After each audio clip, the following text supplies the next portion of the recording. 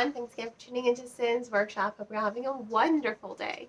So, today we're going to be talking about Long Live the Pumpkin Queen by Shea Ernshaw. This is the authorized sequel to The Nightmare Before Christmas, which, by the way, that is my favorite movie.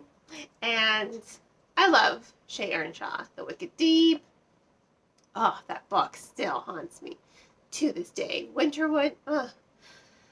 I love her stuff. I love her writing. So, expect my expectations for this novel to be incredibly high. These are, I mean, Nightmare Before Christmas is incredibly precious to me. I watched it twice this year already, and I will watch it again during Christmas time. So yes, again, I have had very high expectations for this book because I do love Sally as a character.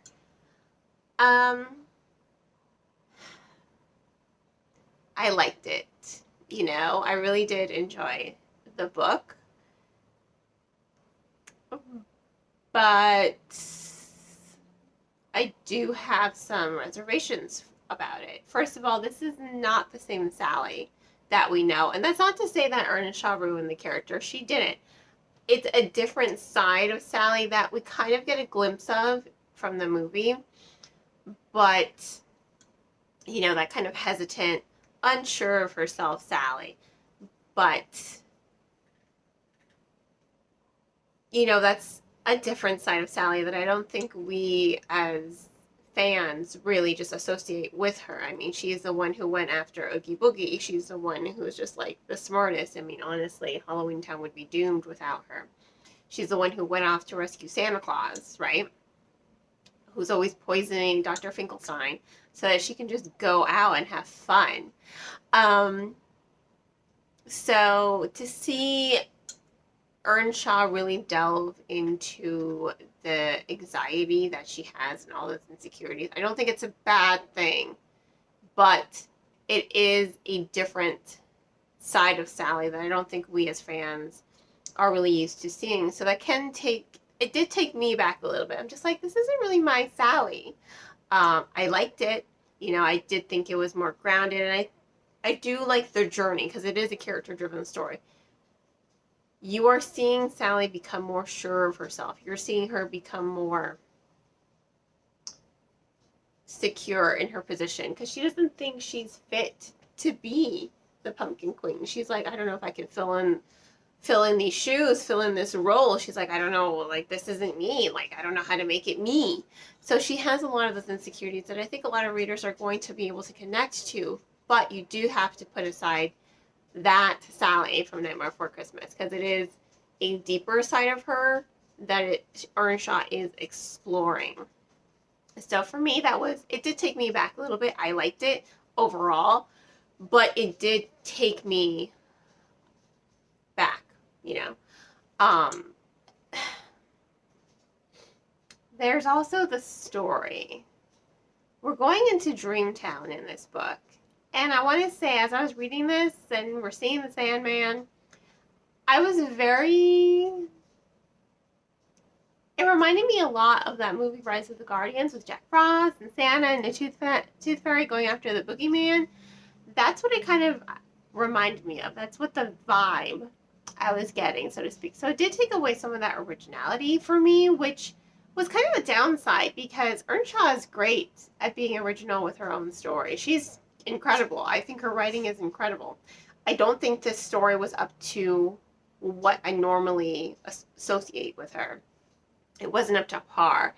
And maybe that's just because, she's taking this character that the fandom loves and she has to wrap her own story. I do think going into Dreamtown and making Mr. Sandman the villain, I think that was interesting. I just wish we could have seen more of Dreamtown. We get a glimpse of it, and that's about it.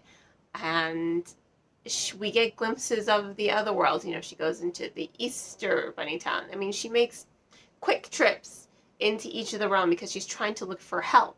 So she goes Valentine's, Thanksgiving, Easter. She goes literally through all the doors. So you're getting a little glimpse into all of these realms. And it was just so fast and it was so fleeting. It's just like, either show me the realm or show me the realm, you know, just really stay in there. She did give Sally a new origin story, which I'm not mad at. I really did like it. But I do think some of that pacing, you know, was a little clunky as she's going from realm to realm before finally settling back into Dreamtown, which is considered one of the ancient doorways. So, you know, there are some hesitancies I do have with the story. I wanted more, I guess I could say. I really, really wanted more from it. I wish I could really pinpoint it, but it left me a little underwhelmed. Probably because my expectations for the book were so incredibly high. And don't get me wrong, I enjoyed the book. I do love it. I do love that Sally at the end, you know, really just comes into herself and she's just like, yes, I'm the Pumpkin Queen. Don't mess with me. I like that she's finally in that kind of mindset, because it's like, we all know Sally is a badass. She just has to believe it herself. So to see her go on that journey, that was really good. But there was just, I wish I could pinpoint it down, and I really can't pin it down. It just was a little underwhelming for me, unfortunately. So I have to give it 3.5 out of 5 stars. I love Sally, I love the journey she goes on, but it wasn't up to what I expect of Earnshaw's writing. You know, it wasn't up to my standards of what I expect, you know. And I did think some of the pacing there was a little clunky. It was too slow in some parts, and then some parts were just too fast. They needed to be reversed. And I think it would behoove the story if they had been reversed. But, you know, to each his own. I'm going to go ahead and give, again, 3.5 out of 5 stars. If you want to purchase the book, I will include links where to purchase the book in the description below.